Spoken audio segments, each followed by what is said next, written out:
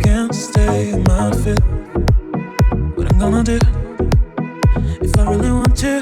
But you know, baby, break my mind in two. But you have the key, so open my heart, please, my heart, please. Tell me that I'm beautiful till counterparts. Well, I like so hot.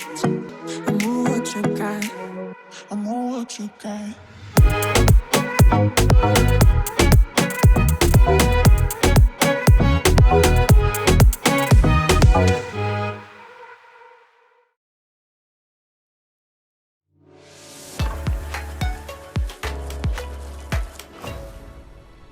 Great, so here we are in the back of this rather cool BMW electric car. And I've got with me another wonderful guest, Sanni, who's the founder and CEO of Dollaride. That's correct. So, let's hear, what is Dollaride all about? Sure. Well, Dollaride is a mobility company that develops clean transportation projects in underserved communities. Even the name Dollaride is inspired by dollar vans, which is a unique phenomenon that we have here in New York City. But it's actually indicative of a global phenomenon where transportation is provided by local entrepreneurs who own their own buses. Good. So how long has Dollaride been running, Sue? We've been operating now for almost 6 years. So I think we're still a startup, but yeah, we've been around the block for a couple years now. And somebody was telling me you ran another business before, which in a sense allowed you to, in a sense, set up Dollaride. So that is correct. My previous company was called We Did It, and it was an online fundraising platform for nonprofits and charities. So my colleagues and I, we basically built a software product that made it easy for nonprofits to raise money online through crowdfunding campaigns, selling tickets to events, and also powering membership programs. So a lot of our customers were like zoos and aquariums, as well as schools and other types of NGOs. Okay, that's really cool. So getting back to Dollaride, I mean, I lived in Kenya, I was saying before, for about 13 years, and they have these private, like minibuses, yeah? Right. And there are small businessmen that own fleets of them and drivers, and they just pick up anywhere, right? As long as you can just raise your hand or whatever, they'll pick up wherever you're standing. And they are a significant method of mass transit in cities like Nairobi in Kenya, etc. And I think I was in the Caribbean once, I think in Grenada, and they had a similar system there. So it's kind of, when you don't have a mass transit system provided by the local authority, there has to be some alternative. Now in Kenya, the alternative is to walk. It's called footing. But so many people have access to these minivans, and they even go out to remote villages on the edges of Nairobi and things like that. Is that the problem here? There are underserved parts of a city like New York where people can't just get a subway, or they can't get a bus, or the prices are too high for them anyway. What is the challenge in New York City for perhaps people on challenging incomes to get around? Yeah, I think the challenge primarily is that public transit isn't actually meeting people where they live and where they want to go. The promise of public transit is really encouraging because it is definitely by far the most economic.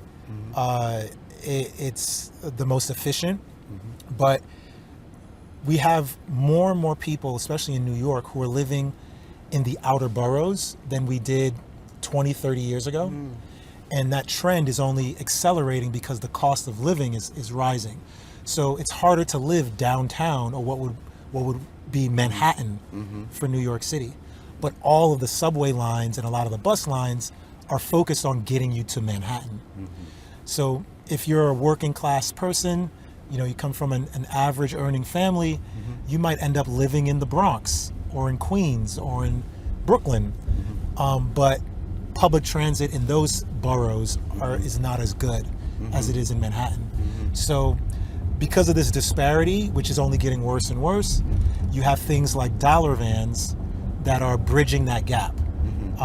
And the dollar vans ultimately pick up people in their local neighborhoods and then drive them to the nearest subway or bus line where they can actually get into mass transit. Right, so they're connecting them into the formal, as it were, public transport network.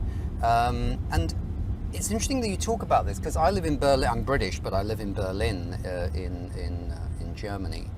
And there they have one of the most sophisticated public transport networks in the world. They've got electric street trolley cars, as you might call them in the States. They've got metros, they've got buses, they've got electric scooters, they've got bike rental. I mean, they've got the whole shebang, and yet there are two kinds of phenomenon there. People driving through the city, that's a problem, but there are many people that live on the edge of Berlin, and when they're going home at night, they're not sure they can get home when the train line ends, right? Because it might be a little bit late at night. So they get nervous, and then they drive into the city, which clogs it up. So meeting that need, what you're saying is the need, it's is it the last mile or something people call it? Yeah? Right, first and last mile. There we go. Meeting that need is absolutely critical in these expansion of cities. So Absolutely. Are you going to stop in New York, or is there other places you want to go to?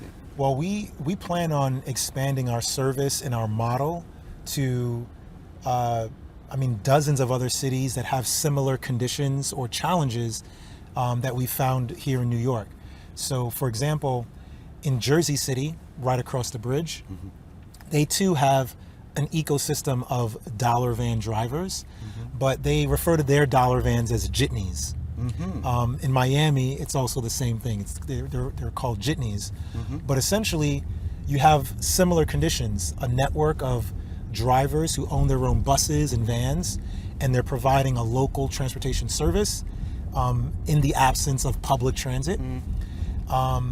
But there's still, opportunity for those drivers to earn more money by serving a wider demographic of people. So I think of Dollaride as like expanding to these cities where there's already a supply of drivers who kind of get it, but those drivers need support. They need resources. They need funding, financing, and technology to expand their businesses so that they can serve more passengers. Right. So what we're doing in New York City is, I often say it's a pilot, or we're kind of demonstrating what we can do in our petri dish. But the goal is to definitely expand and have a bigger impact all around the country. Right. And do the Dollarides, do they stop at conventional bus stops, or do you hail? Do you put your hand up, or how do you get one? This is an interesting question, because currently, right now in New York City, there's legislation that is poised to change how people interact with dollar vans. Historically, and until this legislation passes, dollar vans are supposed to pick up and drop off at specific stops. But in reality, in practice, no one follows that method at all. Basically, people will hail a dollar van just like you would hail a yellow cab. But technically in New York City, it's illegal to hail any vehicle outside of yellow cabs outside of Manhattan. Right. Only in Manhattan and only with the yellow cabs can you hail. If you're doing that type of interaction with for hire vehicles outside of Manhattan, it's actually illegal and you can get a ticket. Right. But the reality is that dollar vans operate this way. They have been for over 30 years.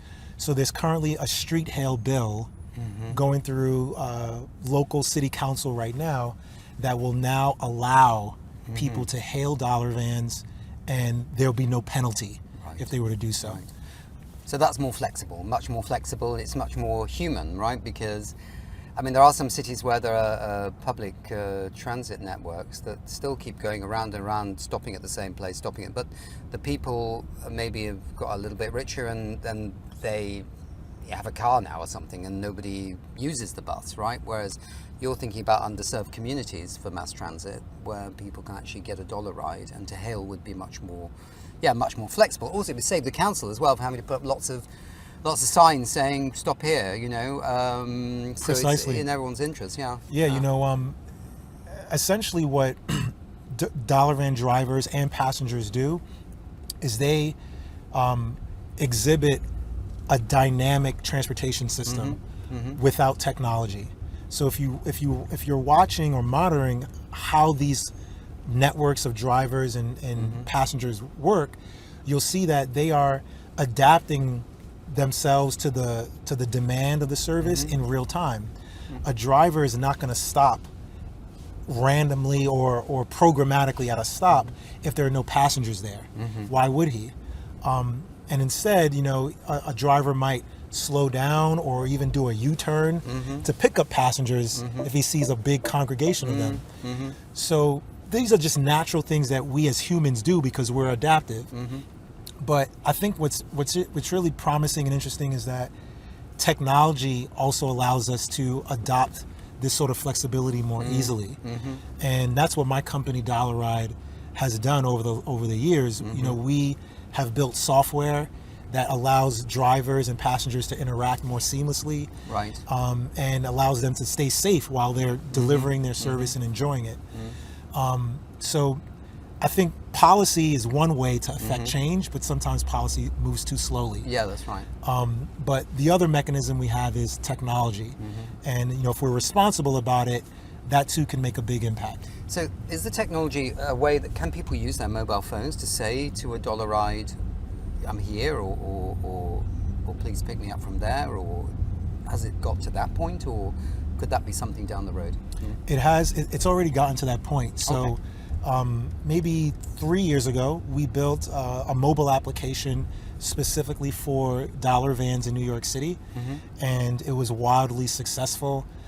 For one, there's only about 1,000 dollar van drivers in New York City, and within maybe 3 months, we had over 400 drivers using our app every day.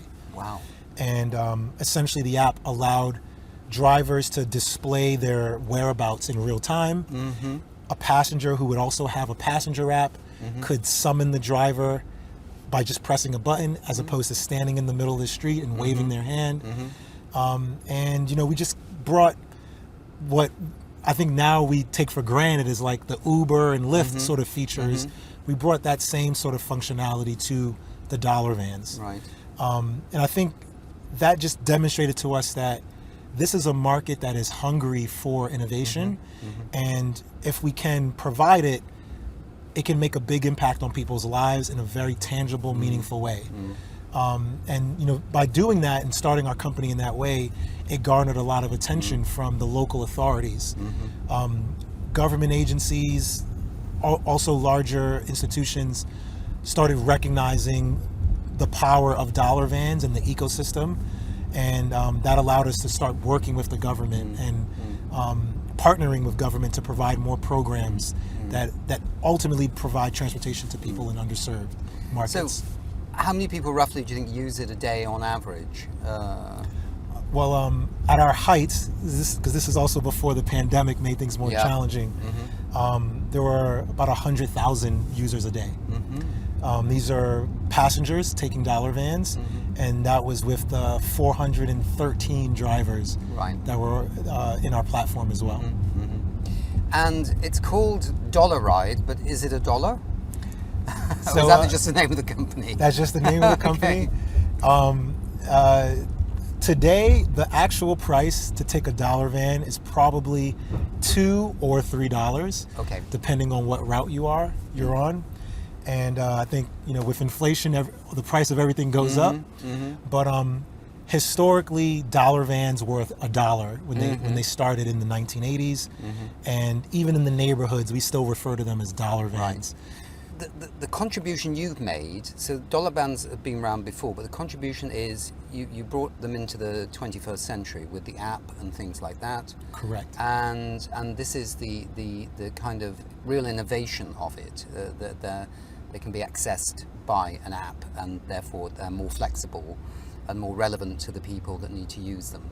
Yep. That's correct. Okay. That's I guess the first stage of our innovation and demonstration. And then the second stage, which is where we are right now, is electrifying dollar vans. And what we're trying to demonstrate here is that getting small fleet owners or small business owners access to electric vehicles can have a monumental impact on not only their business, but also the communities they serve. And dollar vans are a great example of this, because it's very common for, you know, a driver in one vehicle to serve hundreds, if not thousands, of passengers a week, different people in a week within his community. But that driver spends a lot of money maintaining that vehicle, fueling it, and you know, running it like a business. So, you know, we thought to ourselves, what if we could bring the cost of ownership down for that driver by providing him an electric vehicle and allowing him to, you know, keep those savings in his pocket. Moreover, you know, driving an electric vehicle is much better for the environment, for the community, than you know, a gas or diesel powered bus, which is what drivers are using today. So, you know, recognizing that potential encouraged us to go a little bit further than just delivering an app. And that's where we are today. We're electrifying dollar vans, and, you know, providing our software on top of it. And where does the financing come for electrification? How are you managing that? Because they're a bit more expensive, right? The upfront cost. They are a lot more expensive. Yeah. You know, but we've been fortunate to win a large contract and $10 million grant from New York State, and that you know, is part of a blended capital stack that we're using to finance all of this activity. So the government has given us $10 million. And then we have another 15 million of debt financing from local green banks, and, you know, that capital combined is what we're using to purchase electric vehicles, purchase and install EV charging stations, and bundle all of this stuff together into a solution that is as simple as paying one fee for 1 month for a driver, where now he gets access to an electric fleet. Good. Well, thank you very much indeed, Sue. It was really interesting to hear about Dollaride. And I think that the model you're talking about is so relevant to so many cities in the so-called rich world and in the so-called not so rich world, because everybody's facing this challenge of transportation in a growing cities everywhere, and that last mile, maybe it's the last 2 miles or last 3 miles, but it's a real challenge, and you're dealing with underserved communities that need mass transit, and I think that's really super. And your plans on the environmental side is really first rate. So congratulations. Thank you, Nick. It was a pleasure chatting with you. Lovely meeting you too. Yeah. Okay. I can't stay in my fit. What I'm gonna do if I really want to, but you know, babe.